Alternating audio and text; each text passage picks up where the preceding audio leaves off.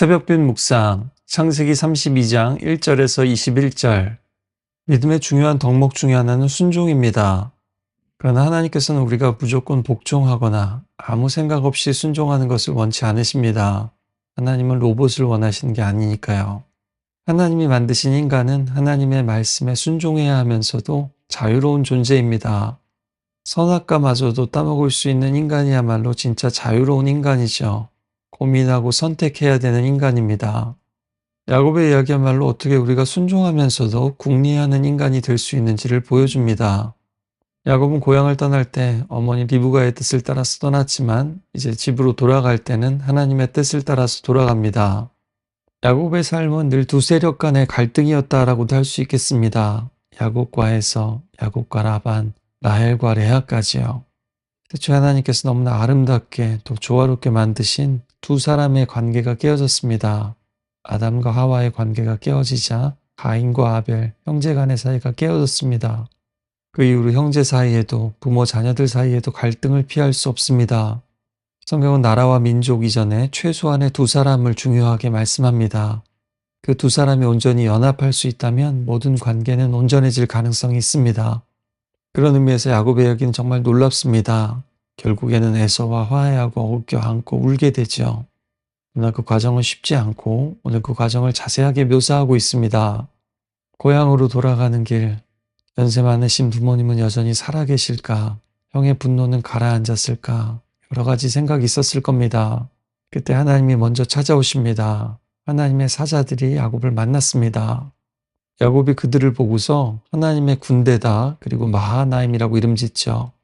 문자적으로는 두 진영, 의미심장하게도 쌍둥이 캠프라는 뜻입니다. 야곱이 집을 떠났을 때도 하늘과 땅이 연결된 사닥다리에서 하나님의 사자들을 만났습니다. 그리고 10절에도 야곱이 내가 빈손으로 떠났지만 이렇게 두 때나 이루게 되었습니다 라고 하죠. 마치 하나님께서 네가 떠날 때도 내가 함께했고 돌아가는 길에도 함께한다 라고 말씀하시는 것 같습니다. 또 야곱도 누구보다 그 사실을 잘 알고 있고요. 또 여기서 영감을 얻었는지 야곱은 가축을 또 두 때로 나누기도 합니다. 또 하나님이 그의 사자들을 보내셨듯이 야곱도 에서에게 사자들을 먼저 보냅니다. 주목할 것은 에서를 부르는 호칭이 반복적으로 주님입니다.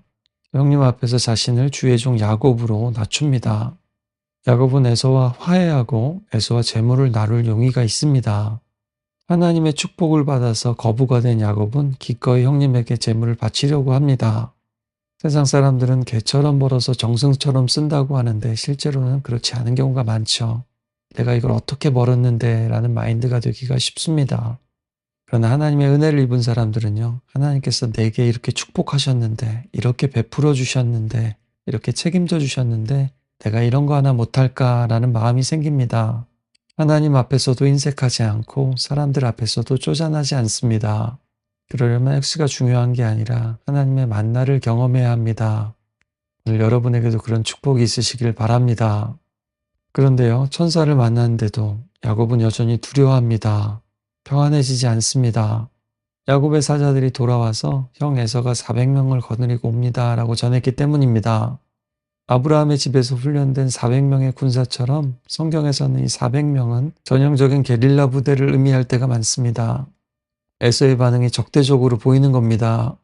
처음에 저자세로 말과 예물로 마음을 녹이려고 했는데 통하지 않자 야곱은 매우 두렵고 답답해하면서 피해를 최소화하기 위해서 가축들을 두 때로 나눕니다. 이제는 갈등을 피할 수 없겠구나, 죽을 수도 있겠구나 라는 생각이 드는 겁니다. 야곱에겐 늘 계획이 다 있습니다. 지금도 자신이 둘 수 있는 모든 수를 계산하고 생각하고 있습니다. 또 처자식을 보호하기 위해서 자기가 할 수 있는 것을 하죠. 여러분, 하나님을 경험하고 기도응답을 받아도요, 두려움이 자동으로 사라지진 않습니다. 다만 믿음은 두려움 속에서도 하나님을 기억하고 또 하나님을 붙잡는 것입니다. 동시에 야곱은 이제 두려움으로 인해서 기도를 합니다. 진짜 답답하니까 기도가 터져 나옵니다. 기도의 내용을 보면 그는 먼저 조상들의 하나님을 부르고요. 하나님의 은혜와 진실하심을 감당할 수 없다고 고백합니다. 그리고 에서가 나와 내 처자들을 칠까 너무나 겁이 나니 너무 두렵다고 나를 건져달라고 기도합니다. 그리고 마지막으로 하나님 자신의 약속을 붙들고 은혜를 구합니다. 삼촌 라반은 그래도 이득을 따지는 분이라 협상이 가능했는데 야곱의 생각에 형 에서는 불같은 성격에 협상이 불가능한 사람입니다.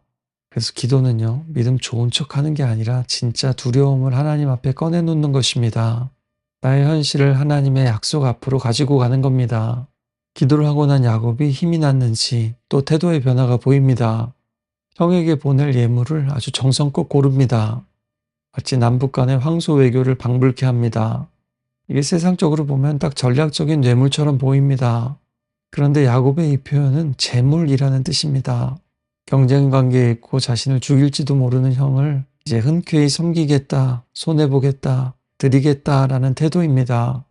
마르셀 모스가 선물은 단순히 물건을 옮기는 일이 아니라 관계를 재구성하는 사회적인 행위라고 했죠. 지금 야곱은 깨어진 형제 관계를 다시 회복해 보려고 상징적이고 외교적인 선물을 보내는 겁니다. 또 성경은 이렇게 화해란 말만이 아니라 몸과 재산과 수치를 내어놓는 행위일 수 있다라는 것을 가르쳐 줍니다.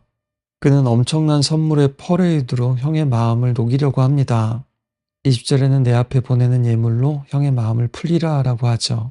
계속 말씀드렸듯이 사기꾼 프레임으로 야곱을 보게 되면 이것은 부정적으로 보이겠지만 성경은 이런 현실적인 모습과 또 변화되어가는 야곱의 모습을 보여주고 있는 겁니다. 바로 직접 대면하면 유혈사태가 날 수 있으니 시차를 두고 점진적으로 또 한꺼풀 한꺼풀 벗기면서 나아가겠다는 겁니다. 그래서 20절의 표현은 형의 얼굴을, 형의 마음을 누그러뜨리고 풀리라 일 뿐만 아니라 구속하다라는 뜻도 됩니다. 서로 얼굴을 볼 수 없는 사이가 된 두 사람이 다시 얼굴을 마주할 수 있는 사이가 되기 위한 씨름의 과정인 겁니다. 하나님과 야곱 사이에, 그리고 야곱과 에서 사이에 이것이 병행되고 있습니다. 그렇게 야곱은 선물을 그의 앞에 먼저 보내고 자신은 그날 밤에 장막에서 지냈습니다. 그는 두려움 속에서 기도하고 기도하면서 또한 행동합니다. 약속의 땅으로 돌아가는 길은 곧 화해의 길이기도 했습니다. 그래도 예배하고 말씀 듣고 기도할 때는 두려움과 근심이 사라지고 평안이 찾아오기도 합니다. 그러나 다시 우리의 현실로 돌아가면 에서가 400명을 거느리고 오는 것 같은 때가 있습니다. 그때 우리도 하나님의 약속을 붙잡을 수 있길 바랍니다. 내가 반드시 내게 은혜를 베풀리라 말씀하셨지요. 이렇게 말입니다. 두려움 가운데 이런저런 고민 가운데 빠져 계십니까? 힘들고 불편한데도 피할 수 없는 관계가 있으십니까?